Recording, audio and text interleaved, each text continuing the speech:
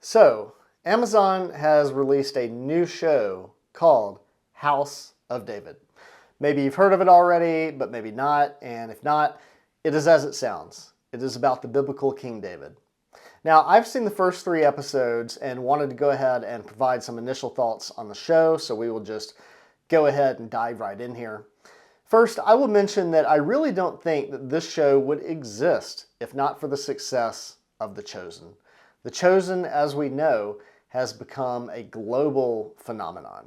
It's huge. It may even be fair to say that we've never seen anything like it in the world of Christian television and movies. Though perhaps its success could be compared to the success that The Passion of the Christ saw upon its release, because that movie also was huge when it first came out.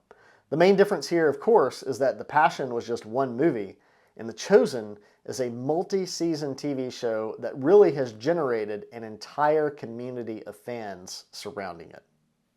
Well, it seems that Amazon saw that success and decided that the time was right to try to launch their own faith-based television offering, and the result is the House of David. Now, the first thing I want to say is that this seems to be a genuine, good faith effort on Amazon's part to produce a show that will be respectful to the biblical account and whose story will remain at least faithful to the spirit of the Bible, if not always the details. And the reason I say that is because the show is actually being produced by Jon Erwin, who is also credited as the show's creator. If that name is not immediately familiar to you, then he is one half of the Erwin brothers, the Christian filmmaking duo who are responsible for films like I Can Only Imagine and American Underdog. And Jon also was a co-director of Jesus Revolution. So all this is to say that the Christian bona fides of the show are strong. Now, I have both praise and criticism of the show. We'll do the criticism first, but I want to preface that criticism by going ahead and saying that so far, overall, I'm enjoying the show. Okay, so I'm going ahead and putting it out there and saying that my feeling toward the show is overall positive, even if it's not overwhelmingly positive. So let's unpack this and let's start with the negatives. First, just like with The Chosen, the show is a work of fiction. Neither show even pretends to be a direct adaptation of the Bible. Both are works of fiction that are based upon the biblical account, and that's okay in my opinion. It's kind of like how Ben-Hur is a work of fiction, and yet it includes Jesus Christ in its story, and that's a great movie. Now, in these opening episodes of House of David, the writers have gotten quite speculative with David's experiences growing up. And really, they have to be if they're going to cover that part of his life, because the Bible just doesn't say a whole lot about David's youth. The material just isn't there in the text to draw from. So if you're going to cover David's formative years as he's growing up, then you have to employ creative license and engage in speculative storytelling. But with that said, there have been some decisions that have been made by the writers where I'm not sure that I would have made that decision. I don't want to get into the details because this is a non-spoiler review, but what I will say is that if you are the kind of person that gets upset because of the creative liberties that the writers of The Chosen take, then you should just pass House of David on by. Just keep on walking because it's not for you. On the other hand, if you love The Chosen and you think that show is great, then you probably will not be bothered by the creative decision-making for House of David. Because even when they're filling in the gaps with purely fictional details, it's still respectful of the Bible. Again, let's remember that the creator and co-director of the show, Jon Erwin, is himself a Christian. Now, my other primary criticism is purely a structural issue with the script.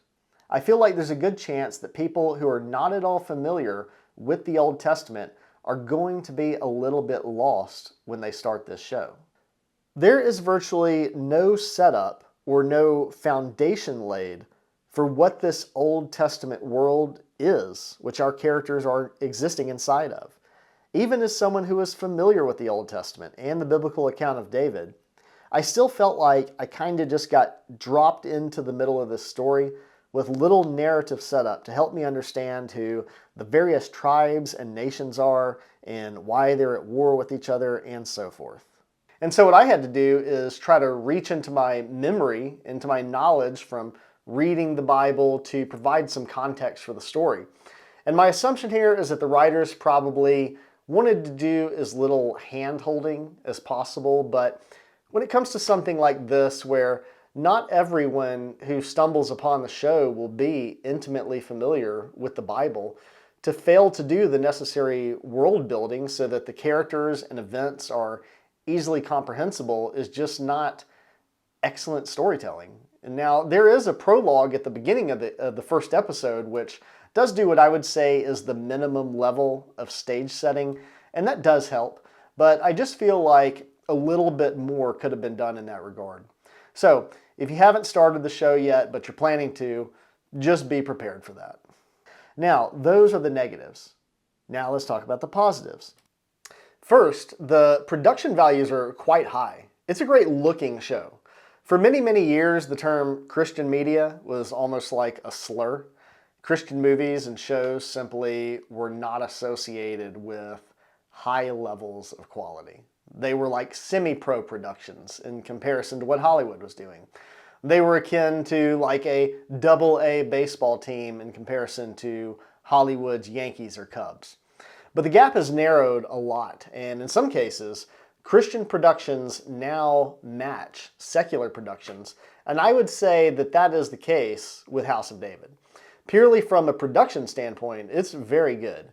Furthermore, the cast and performances are also very good. Most of the names in the cast are actors you probably wouldn't know, but there are a couple that if you are an avid movie watcher, you might know. For instance, Oded Fehr plays Abner, and he is well known for having played the character of Ardith Bey in one of my favorite movies of all time, which is the 1999 version of The Mummy with Brendan Fraser. Fantastic film.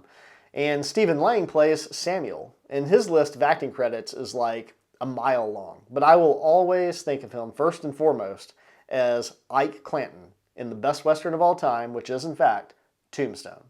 Also, the action when it occurs is also good. There have been in these first few episodes a handful of fight scenes, and they were done quite well. And from a storytelling perspective, the show is finding its groove and becoming more interesting as it goes.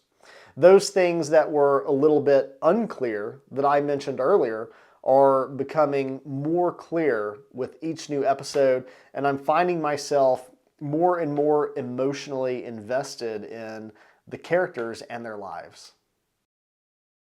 Overall, my feeling at this point is that I'm still evaluating the show and allowing my opinion to develop. I feel like I still need more episodes and maybe even a full season before I can really have a set in stone opinion of it.